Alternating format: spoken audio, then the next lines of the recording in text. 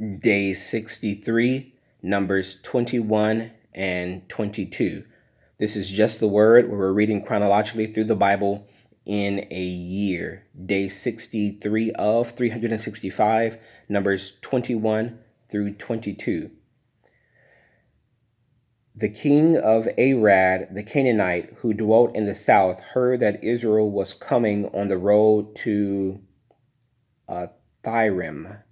Then he fought against Israel and took some of them prisoners. So Israel made a vow to the Lord and said, "If you will indeed deliver this people into my hand, then I will utterly destroy their cities." And the Lord listened to the voice of Israel and delivered up the Canaanites, and they utterly destroyed them and their cities. So the name of that place was called Hormah.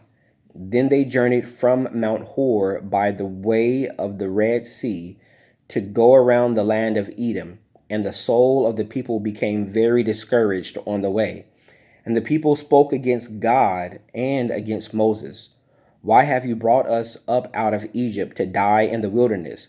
For there is no food and water, and our souls loathe this worthless bread." So the Lord sent fiery serpents among the children, and they bit the people, and many of the people of Israel died.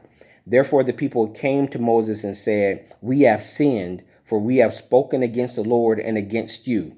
Pray to the Lord that he take away the serpents from us."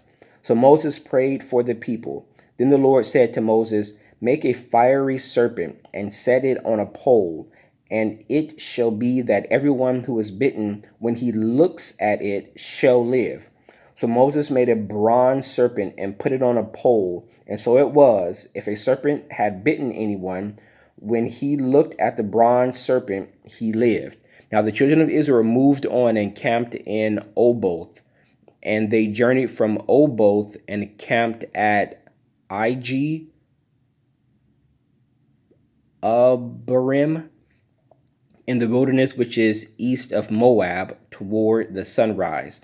From there they moved and camped in the valley of Zerad. From there they moved and camped on the other side of the Arnon, which is in the wilderness that extends from the border of the Amorites, and for the Arnons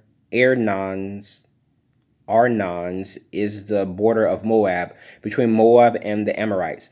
Therefore it is said in the book of the wars of the Lord, Wahib in Shupha, the brooks of the Arnon, and the slopes of the brooks that reaches to the dwelling of Ar, and lies on the border of Moab. From there they went to Beer, which is the well where the Lord said to Moses, "Gather the people together, and I will give them water." Then Israel sang this song, "Spring up, O well, all you who sing to it. The well the leaders sank, dug by the nation's nobles, by the lawgiver with their staves." And from the wilderness they went to Mathina, from Mathina to Nahaliel, and from Nahaliel to Bamoth, and from Bamoth in the valley that is in the country of Moab to the top of Pisgah, which looks down on the wasteland. Then Israel sent messengers to Sihon, the king of the Amorites, saying, "Let me pass through your land. We will not turn aside into fields or vineyards. We will not drink water from wells. We will go by the king's highway until we have passed through your territory." But Sihon would not allow Israel to pass through his territory. So Sihon gathered all his people together and went out against Israel in the wilderness, and he came to Jahaz and fought against Israel. Then Israel defeated him with the edge of the sword and took possessions of his land from the Arnon to the Jabbok, as far as the people of Ammon, for the border of the people of Ammon was fortified. So Aaron took all these cities, and Israel dwelt in all the cities of the Amorites, in Heshbon, and in all its villages. For Heshbon was the city of Sihon, king of the Amorites, who had fought against the former king of Moab and had taken all his land from his hand as far as the Arnon. Therefore, those who speak in Proverbs say, "Come to Heshbon, let it be built, let the city of Shihon be repaired." For fire went out from Heshbon, a flame from the city of Shihon. It consumed Ar of Moab, the lords of the heights of Arnon. Woe to you, Moab! You have perished, O people of Chemosh. He has given his sons as fugitives and his daughters into captivity to Shihon, king of the Amorites. But we have shot at them. Heshbon has perished as far as Dibon. Then we laid waste as far as Nophah, which reaches to Medeba. Thus Israel dwelt in the land of the Amorites. Then Moses sent to spy out Jazer, and they took its villages and drove out the Amorites who were there. And they turned and went up by the way of Bashan. So Og, king of Bashan, went out against them, he and all his people, to battle at Edrei. Then the Lord spoke to Moses, "Do not fear them, for I have delivered him into your hand with all his people and his land, and you shall do to him as you did to Shihon, the king of the Amorites who dwelt in Heshbon." So they defeated him, his sons, and all his people until there was no survivor left him, and they took possession of his land. Chapter 22. Then the children of Israel moved and camped in the plains of Moab on the side of the Jordan across from Jericho. Now Balak, the son of Zippor, saw all that Israel had done to the Amorites, and Moab was exceedingly afraid of the people because they were many, and Moab was sick with dread because of the children of Israel. So Moab said to the elders of Midian, "Now this company will lick up everything around us as an ox licks up the grass of the field." And Balak, the son of Zippor, was king of the Moabites at that time. Then he sent messengers to Balaam, the son of Beor, at Pethor, which is near the river in the land of the sons of his people, to call him, saying, "Look, a people has come from Egypt. See, they cover the face of the earth and are settling next to me. Therefore, please come at once. Curse this people for me, for they are too many for me.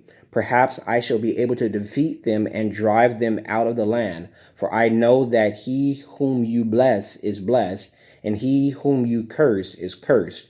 So the elders of Moab and the elders of Midian departed with the diviner's fee in their hand, and they came to Balaam and spoke to him the words of Balak.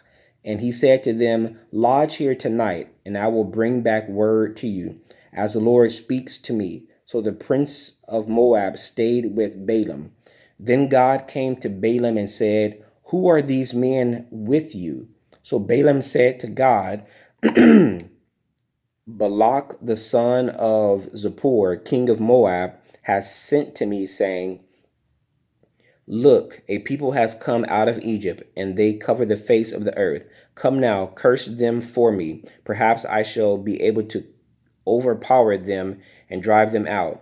And God said to Balaam, 'You shall not go with them. You shall not curse the people, for they are blessed.' So Balaam arose in the morning and said to the prince of Balak, 'Go back to your land, for the Lord has refused to give me permission to go with you.' And the prince of Moab rose and went to Balak and said, 'Balaam refuses to come with us.' And Balak again sent princes more numerous and more honorable than they.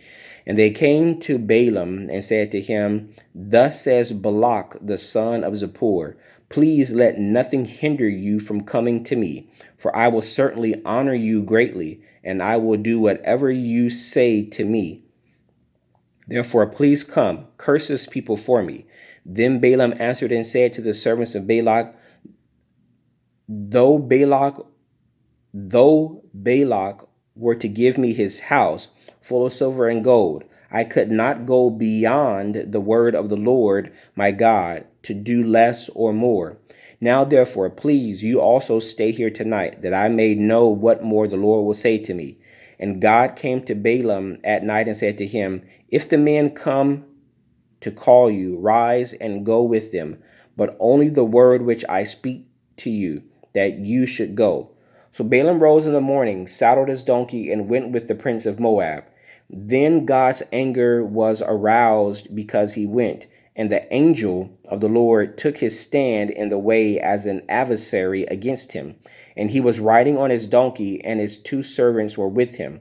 Now the donkey saw the angel of the Lord standing in the way with his drawn sword in his hand, and the donkey turned aside out of the way and went into the field. So Balaam struck the donkey to turn her back onto the road. Then the angel of the Lord stood in a narrow path between the vineyards, with a wall on this side and a wall on that side. And when the donkey saw the angel of the Lord, she pushed herself against the wall and crushed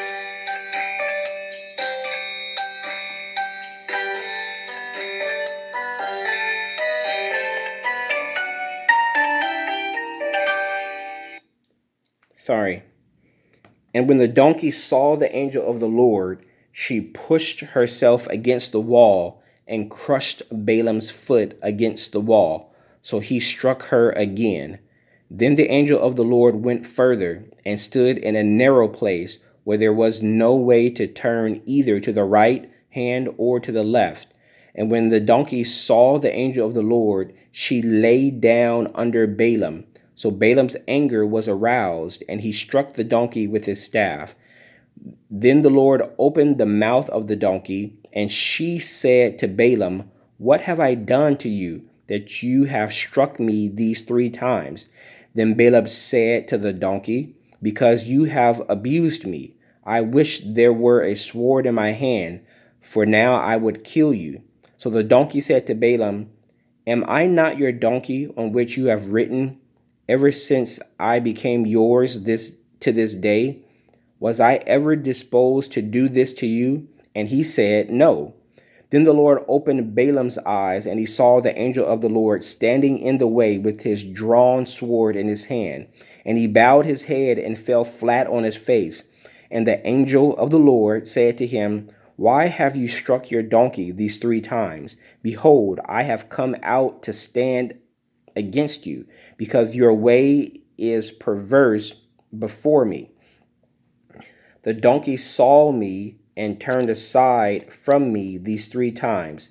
If she had not turned aside from me, surely I would also have killed you by now and let her live. And Balaam said to the angel of the Lord, I have sinned, for I did not know you stood in the way against me. Now therefore, if it displeases you, I will turn back.